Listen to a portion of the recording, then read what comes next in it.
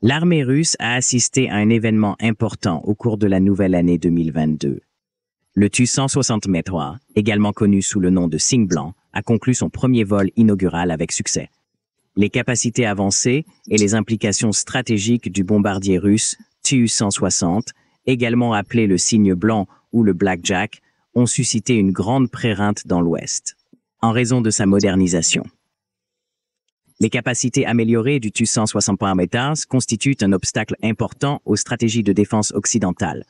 L'équilibre stratégique dans les régions où ces bombardiers sont déployés pourrait être perturbé par la capacité du bombardier à lancer plusieurs armes hypersoniques simultanément, ce qui pourrait potentiellement submerger les systèmes de défense antimissiles existants.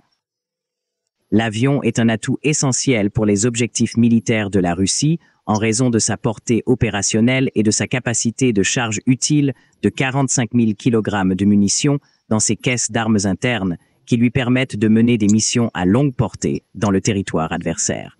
Le Tu-160M2 est capable de livrer des missiles hypersoniques tels que le Kh-101 et le nucléaire capable Kh-102 et est équipé des systèmes de guerre électroniques les plus sophistiqués. Le Tu-160M2 est une version améliorée du bombardier original Tu-160 qui est entré en service en 1987.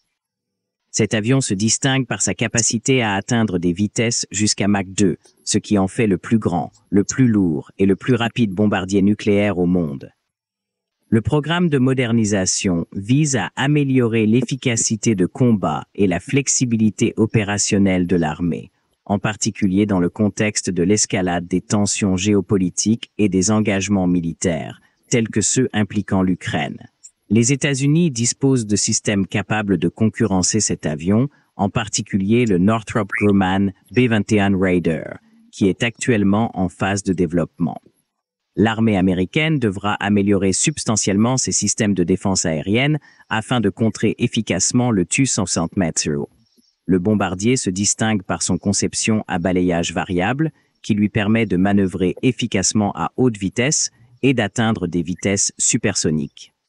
Le président russe Vladimir Poutine a volé à bord d'un de ces avions, démontrant l'aptitude de ces nouveaux systèmes à l'utilisation dans les forces armées. Le Tu-160 est largement considéré comme une réalisation technique remarquable par de nombreux experts. Bien que certaines technologies de production de l'avion aient été partiellement perdues, les ingénieurs russes ont pu non seulement les restaurer, mais aussi les améliorer.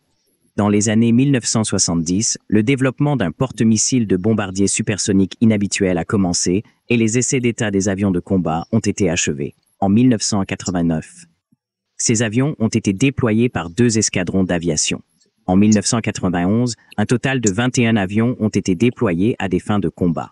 Le Tu-160, équipé d'ailes de balayage variable, continue d'être le plus puissant et le plus grand avion supersonique de l'histoire de l'aviation militaire. L'avion est également le bombardier le plus rapide en service et a le plus grand poids de décollage. Le Tu-160 a établi 46 records du monde. 30 ans plus tard, cet avion unique a été succédé par le Tu-160. La reprise de la production de moteurs a été l'un des principaux obstacles à la restauration et à la modernisation du porte-missile bombardier stratégique. Le Cygne blanc a été amélioré et équipé de moteurs du bureau de conception Kuznetsov N-3202, lui permettant de monter dans les ciels. Ces moteurs se diffèrent de leurs prédécesseurs par leur système de carburant plus efficace et des pales spécialement revêtues. Ces améliorations réduisent considérablement la signature thermique de l'aéronef, ce qui a rendu plus difficile la ciblage par des systèmes hostiles qui dépendent du suivi thermique. La vitesse maximale du poste brûleur a été augmentée de 200 km/h ou 124 m/h, atteignant 2400 km/h ou 1491 m/h, et la portée maximale de vol a été étendue à 13 750 km ou 8 544 000 sans ravitaillement grâce à la modernisation du moteur. En revanche, le bombardier américain B-2 a une portée maximale de 11 000 km ou 6 835 miles et une vitesse maximale ne dépasse pas 1000 km ou 621 m/h. Le Tu-160M est équipé d'un système de contrôle de fil de mouche amélioré. Outre les améliorations du moteur, même les moindres écarts par rapport à la route établie peuvent de maintenant être corrigés par un nouvel ordinateur à bord. Cela améliore considérablement la stabilité de l'aéronef pendant l'exécution de missions et de manœuvres. Il est spéculé qu'un système comparable est en cours pour l'USB-21 Raider. Cependant, les avions américains fonctionneront à des vitesses nettement inférieures et manqueront de manœuvrabilité active. Le Tu-160 MAU est équipé d'un système d'interférence unique qui s'active automatiquement lorsque les capteurs détectent des ciblages radars hostiles. Ce système génère un essaim important d'objets virtuels autour de l'avion réel pour des missions spécifiques. Le mécanisme précis de ce système est encore inconnu. L'avion nécessite une structure exceptionnellement robuste pour accueillir d'énormes charges.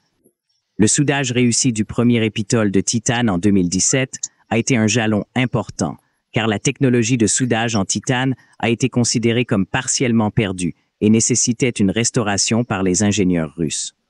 Un système moderne de contrôle des armes à bord est une autre caractéristique unique du Tu-160 METWA.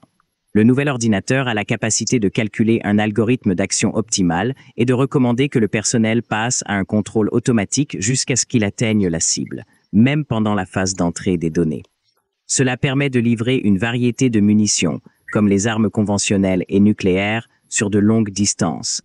L'avion est conçu pour effectuer des missions de pénétration profonde dans le territoire adversaire, renforçant ainsi sa fonction de bombardier stratégique. Le Tu-160M est une fierté de la Fédération russe, avec des technologies distinctives qui sont actuellement indisponibles dans l'Ouest. Maintenant, pensez-vous que le Tu-160 METWA est le bombardier le plus meurtrier d'aujourd'hui? Faites-nous savoir dans les commentaires. Veuillez aimer et partager nos vidéos et abonner à notre chaîne. Veuillez également participer à notre chaîne pour nous encourager.